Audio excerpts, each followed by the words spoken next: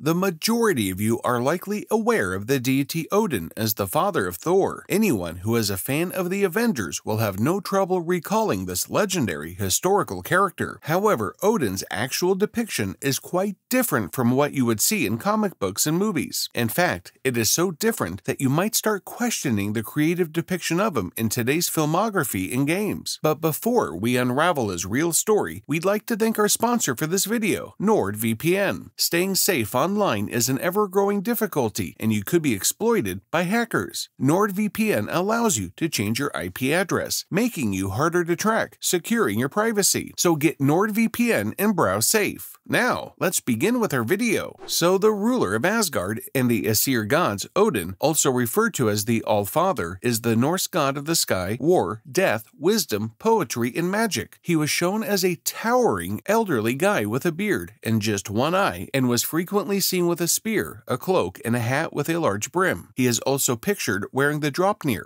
a golden ring that is significant to the Nordic gods. For his powers, he is able to heal the ill, stop storms, captivate ladies, and turn his attackers' weapons on them. He is a shapeshifter as well. Moreover, the goddess Freya taught Odin the magical ability of prophecy. He serves as the chief and captain of the various Viking deities that live in Asgard, referred to as the god's citadel. He was neither the first deity to exist, nor is he the creator. We shall first take a quick glance at the Norse creation tale in order to comprehend Odin's position among the Viking gods. Before there was a human race, or even the sky, land, or wind, there was an abyss known as Ginnungagap. Elemental fire flared at one end of the abyss, while elemental ice blasted at the other. These were the first two realms called Muspelheim and Niflheim. In the space where fire and cold collided, Ymir, the frost giant, was created by the droplets. A cow named Udhumbla developed as the gap's frost continued to melt. She provided Ymir with milk, and she herself was fed by salt licks that developed in the ice. She birthed Buri, the earliest of the Norse gods. Buri's son, Bor, had 3 kids with the giantess Bestla, including Odin, and his brothers Vili and Ve. The planet Earth, known as Midgard, along with 6 other realms, were created from Ymir's body after the 3 brothers killed him. The world, the oceans, and lakes were formed from the frost ogre's blood, flesh, and bones. The first humans, Ask, the man, and Embla, the woman, were also made by Bor's 3 sons after they finished building the planet. Odin was tasked with the crucial responsibility of giving the first human spirit and life, while Vili and Ve were responsible for giving them the capacity to move and understand, as well as for giving them clothing and names. So as a result of his involvement in the creation of the Norse cosmos, Odin earned the title Giver of Life. He married Frigg, a goddess, had at least 5 sons from her and various women. Thor, who is the eldest son of Odin, is his most well-known offspring. He was conceived by the earth goddess Yoro. He also had twin gods as sons in addition to Thor, that were Balder and Hoder, that were born of goddess Frigg. From giantess Grier and Rindr, Odin is the father to Vioara and Vali. In Norse mythology, the trickster god Loki is not Thor's adoptive brother or in any way connected to Odin. As some very useful pets, he owns 2 wolves, 2 ravens, and a horse. Hugin and Munin, his ravens, travel the globe and bring news to Odin. His wolves are known as Geri and Freki. His 8-legged steed, known as Sleipnir, is also well known among his friends. It is said that the 8-legged horse has the ability to traverse the entire globe. Odin is not an all-knowing deity. Rather, his main quality is that he is always pursuing knowledge, often at tremendous personal costs. The most well-known of Odin's stories is about how he lost an eye while pursuing wisdom and judgment. According to legend, Odin went to the well of Urd because he knew its waters held wisdom. When Odin came, he requested a drink from Mimir, the mysterious, knowledgeable deity who watched over the well's depths. But Mimir understood the immeasurable worth of such a gift. He demanded that Odin give up one of his eyes before granting him access to the waters. We didn't know if it was given willingly or after a torturous internal discussion, but Odin gored out one eye in exchange for Mimir, allowing him to fulfill his intense desire. Odin had only one eye for the remainder of his life. life, but he was very wise. One interpretation of this myth notes that Odin exchanges worldly vision, that is his eye, for internal vision, which meant wisdom. Odin's discovery of the runes is another well-known legend that illustrates his unrelenting quest for knowledge. Runes are only archaic writing systems, but during the Viking era, they were much more than that, holding the keys to knowledge and the fundamental nature of existence. The enormous tree known as YGGDRASIL, which emerges from the bottomless depths of the Well of Urd, the well previously mentioned, stands at the center of the Norse cosmos. Three strong and cunning women known as Norns engrave runes into the tree's trunk using complex sorcery that determines the fate of all the Norse plants. It seems to sense that knowing the meaning of the runes would be useful. Odin could see the Norns working from Asgard, but he was unable to make out the enigmatic engravings, so he made the decision to attempt to decipher the meaning of the runes since he much coveted this expertise. In his quest, he hung himself from the tree, stabbed himself with a spear, and refused to accept food or assistance from other gods because he knew that the runes would only show themselves to those who were worthy. Odin focused intently on the runes, and after 9 days and 9 nights of balancing between life and death, possibly even dying a little, Odin was able to see their secrets. Then, in spite of his discomfort and tiredness, he yelled loudly and fiercely. After that, he developed into the mighty deity he is currently known as, and acquired many magical abilities. For the creative side of his story, he was known for speaking in poetry and is credited with inventing poetry. This occurred when he stole the mead of poetry, which cost a tremendous deal of work and sacrifice, and drank it. The mead provided the mind not only with words and information, but it also enabled the mind to inspire, convince, and organize those words in meaningful ways. Once upon a time, 2 dwarves named FJALAR and GALAR invited Kvasir with the knowledge of the mead to their house. The dwarves murdered him when he got there and used his blood to make mead. The elixir included Kvasir's capacity to provide both wisdom and inspiration. These blessings would be given to everybody who drank it.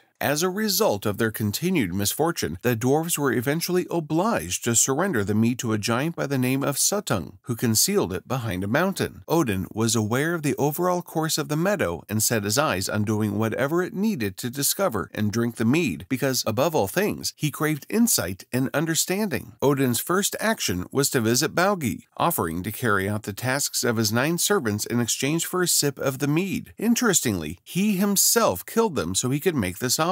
Although Baugi had no authority over the elixir, he pledged to assist Odin in obtaining it if he was successful in finishing the task. Odin did so, and he and Baugi galloped out to meet Suttung, who rebuked them for trying to enter the mead in a furious manner. Odin transformed into a snake and entered an interior cavern when Baugi dug a hole in the rock. Once inside, he transformed once more into a young man and was welcomed by Gunnlod, a lovingly maiden guardian. She had given him permission as the guardian, and they agreed that Odin would have 3 sips after spending 3 nights with Gunnlod. Odin complied, drank 3 full vats, transformed himself into an eagle, soared to Asgard, and then vomited part of the mead so he might serve it to others as he pleased. And that's about it. Like and subscribe if you enjoyed Odin's story. We'll see you later, and stay mythical.